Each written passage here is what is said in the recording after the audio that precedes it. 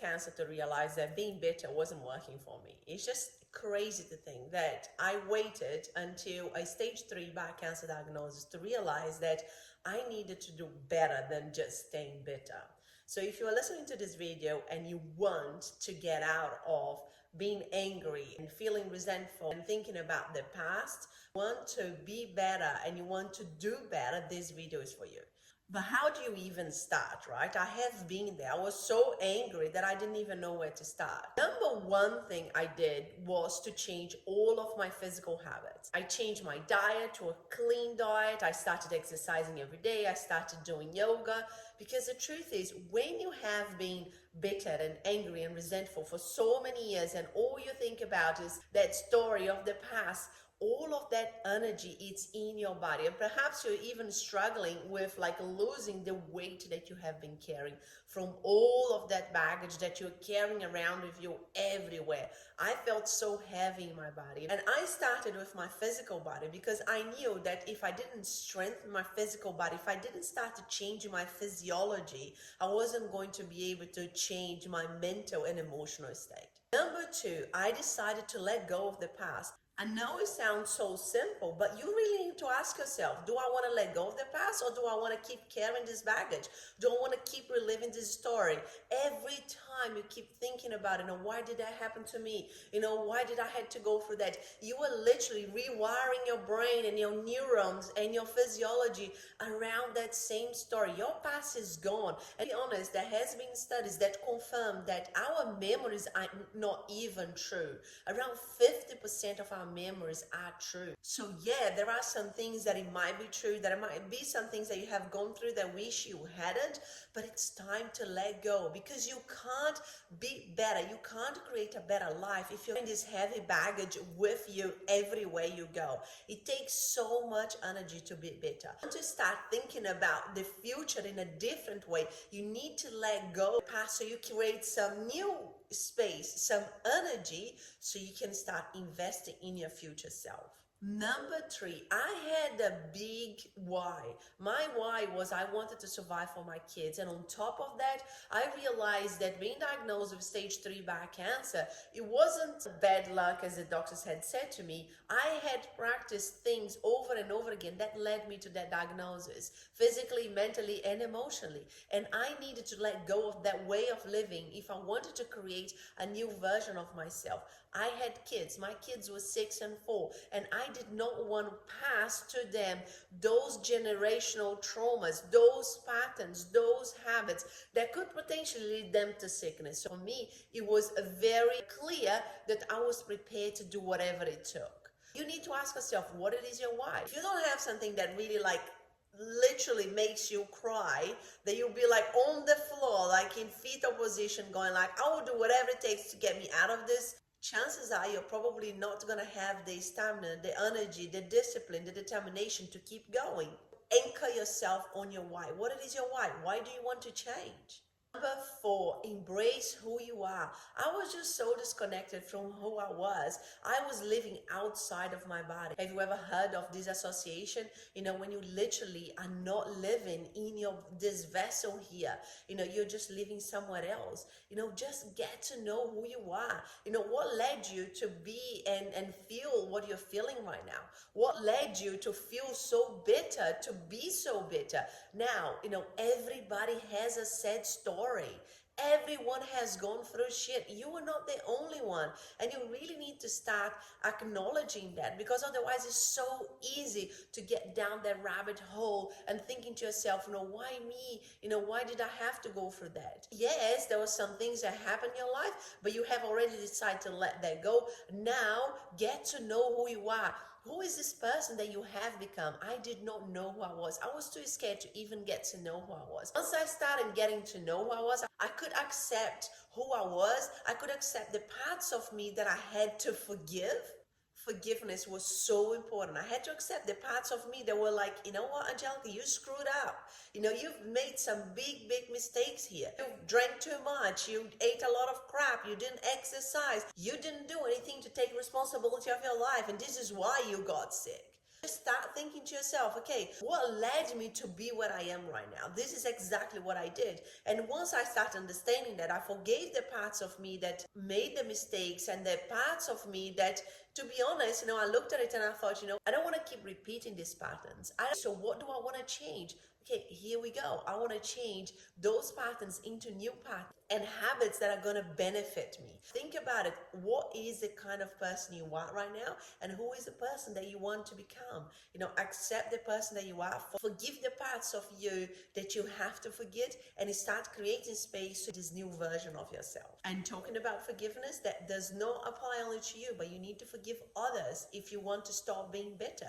Because most likely you are bitter because somebody else has done something to you, or something else happened in your life because of this somebody else, and you can't forgive them. You can't forgive what happened.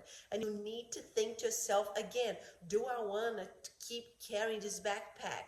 Do I want these people to have my remote control and really dictate how I'm going to live for the rest of my life? Number 5, be grateful. We have been conditioned to only be happy, be grateful when we get what we want, when we are in a place where everything is working out like we want. But you know what? I learned to be grateful during chemotherapy, grateful for the smallest things. I thought to myself, how do I actually want to live my life if I have only 1 year left, or 2 years left, or 3 years left? They're not trained to be grateful. It's something that we need to train ourselves to do and feel. It's not only to do. Now, being grateful is not like a to-do list. It's a feeling. If you don't train yourself to be grateful, you are not going to feel grateful. Being grateful is just finding that feeling of gratitude from the place that you are right now. For me, it was just being grateful about the little things. I'm so grateful that I was able to get out of bed and prepare my own lunch today. I was grateful that, my body was able to receive a next chemotherapy session. I was grateful that I had a good sleep. Whatever it was, I started learning and leaning into that gratitude feeling, which is so, so beautiful. But there has been studies that show that when you are grateful, you are sitting at a higher vibration in your body energetically. So being grateful is so important for you to start creating this new baseline of being better and letting go of the story of being bitter. Number 6, stop comparing yourself with others. I used to always think to myself before cancer, why is so-and-so's life so much easier than mine? You do not know what they had to go through to get to where they are.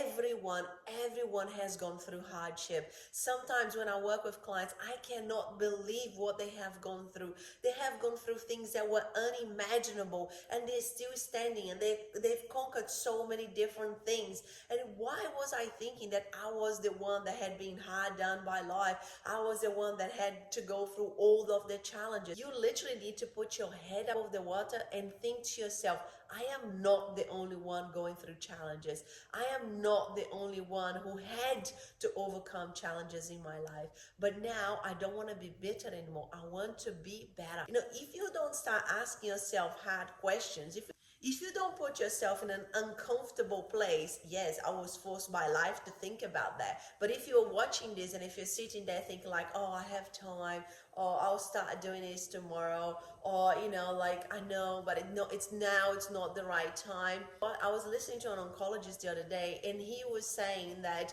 when a couple comes to him and one of them have cancer and the other one doesn't, he looks at them and thinks to himself, I don't know who is going to die first. And he was saying that from a place where he had seen that maybe, the partner who didn't have the cancer died of a motorbike accident or a car accident, or something happened to them. We live with this illusion that we have time. I will deal with this when my life gets less busy. Life is precious. Take this advice from somebody who at 38 years old did not know if I was going to be alive or dead in the next year. I had many times that I had to go to a hospital during the chemotherapy treatment where I almost died. So I did not even know if I was going to be able to make the end of the treatment. I lived through that. And I did not want to live in regret and get to my 80s or 90s and think to myself, I wish I had lived my life different. I wish I hadn't been so angry. I wish I had been happier. Because guess what? When you are angry, when you are bitter, you can't be happy. And you are allowing whatever happened to you in the past or whatever you didn't expect to happen in your life to dictate how you live now and the rest of your life. But you can change that, and you can change that right now. Number 6, self-care. I speak to women every single day that tells me, but Angelica, I haven't got time. I've got kids, I've got a job, I've got a business, I've got a husband, I've got a cat, I've got a dog. And I was that woman. I put everybody in front of me. I was that martyr, like I've got to be strong for everybody. I've got to do everything for everybody. I can't spend any money on myself. I don't have time for myself. Do you know what? I wake up at 5 o'clock in the morning every day. I do my meditation. I do my exercise every single day. I jump on my pole for my cold plunge. And then my kids wake up, but I'm ready. I have filled my cup. Did I start here? Not really. I started with small steps. I started with doing a 5 minutes yoga practice, going for a walk for 5 minutes, changing one meal at a time. But our society doesn't have enough patience to start small. Everybody wants everything right now without any effort. So let me tell you something. Anything that's worthy in life, you're going to have to put some effort in it. And you need to ask yourself, what am I prepared to do?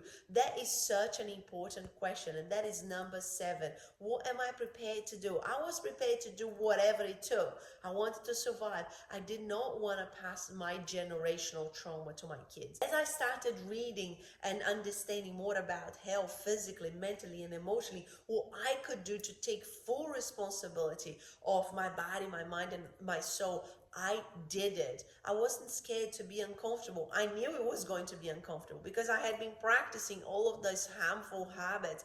I had been staying in this comfortable place for 38 years. It wasn't going to be easy. I am 44 years old and I am the fittest I have ever been.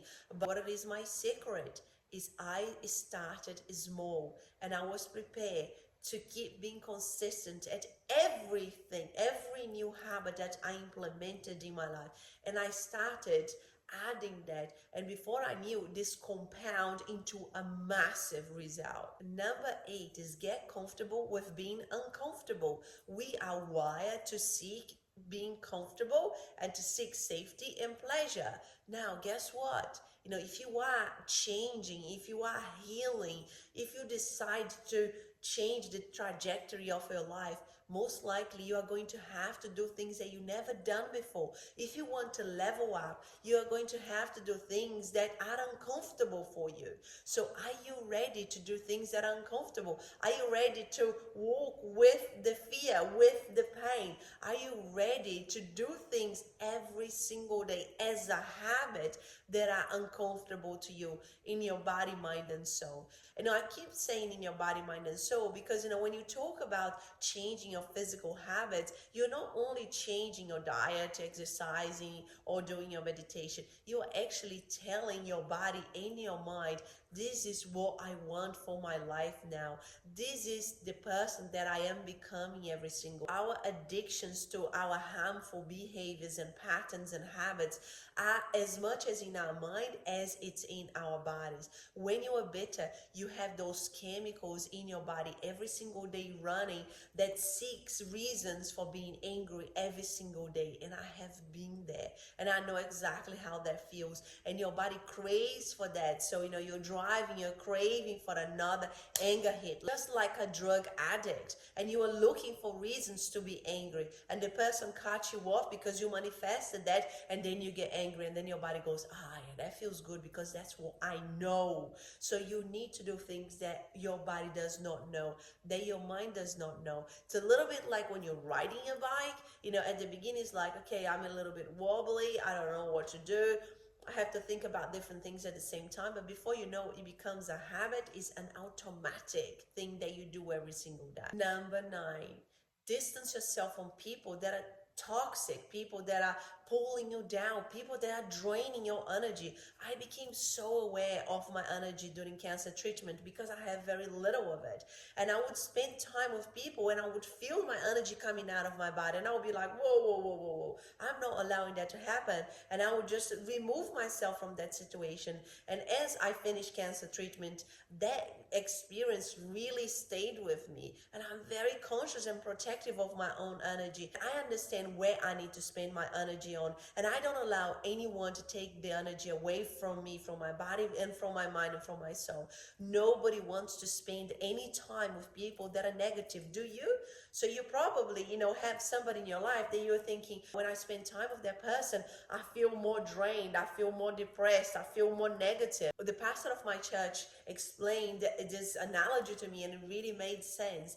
Sometimes we want to save somebody who is drowning and, we think that if we go there, we can save them. The problem is because they are drowning, they're going to pull us down. So we think that we are stronger than them, but in actual fact, because they are already drowning, they're going to pull us down and we're going to drown with them. So you need to ask yourself, do I want to drown with them or do I want to save myself?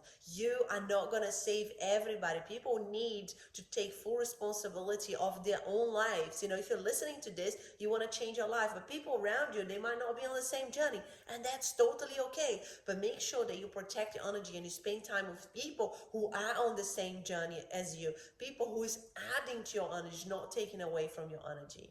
Number 10, trust God, the universe. I believe in God, and that might not be your thing, but you might trust life or the universe, or you might trust energy or whatever you believe in. It was so important to trust God in my journey to healing and changing my life. I had actually distanced myself from God at the time of my diagnosis. And as soon as I received the news of my diagnosis, which was confirmed after my emergency surgery, I asked God and I said, why? Why are you putting me through this? A stage 3 bowel cancer diagnosis. I have 2 kids to live for. And God answered me right there and then, as if He was there. And He said, Angelica, I've been telling you, you need to forgive. And it's really crazy because people ask me, Angelica, did you hear a voice? Did you hear? It was as if God was there because I wanted the answer so much. I got the answer. Stop doing life on your own. It's so sad doing life on your own. And I had been doing life on my own before cancer for years and years and years. When I started building a relationship with God again, I knew that God had my back. I knew that God was supporting me. And in my worst moments, He was holding me in His hand, healing me and protecting me and strengthening me in my worst moments. God just wants you to lean on Him, to talk to Him, to count on Him. All you've got to do is to reach out to Him. And the last point is, if you believe it, you can achieve it. When I was diagnosed with stage 3 bowel cancer, I went to see my oncologist for the first time after my emergency surgery. And he said to me, Angelica, you're going to feel terrible. It's not going to be good. See what you can do. But most likely you're going to feel nauseous. Most likely you're going to feel really weak. You're not going to have a lot of energy. I left his office and I thought to myself, I am not going to be that person. I am going to build the fittest body I have ever had in this process. And there was nothing was going to be in the way. I finished the 12 sessions of chemotherapy feeling stronger than I started. 2 weeks after my treatment finished, I was running, I was biking. I had the best body I had ever had. So if you believe it, you can achieve it, but it needs to come from you, and I'm not saying that is enough. All of those things that I spoke about here are important, are building this belief and the courage and the confidence inside you to believe that you can achieve. Believing in yourself, believing that you can do it, it becomes like this automatic habit that you're telling yourself, I can do this. Every day I used to wake up and ask myself, Angelica, do you want to live or die? And I would say to myself, I want to live. And I would be like, okay, let's go for a walk. Let's just do a yoga. Let's go hop on your bike. Guys, let's eat healthily. Let's listen to a podcast. I was fully focused on achieving health after cancer, and I did it. 6 years on, I feel even healthier than ever, and I am 44 years old now. If you believe it, you can achieve it. I believe we are all powerful beyond measure if we're there to tap into our power. Guys, thank you so much for watching this. Let me know what your thoughts are. If you have any questions around this video, I share my story so you can feel empowered. We are all different. We have one commonality. We are all divine beings that are here in this epic journey called life. And it's up to us to make this journey as epic, as beautiful, as incredible than ever.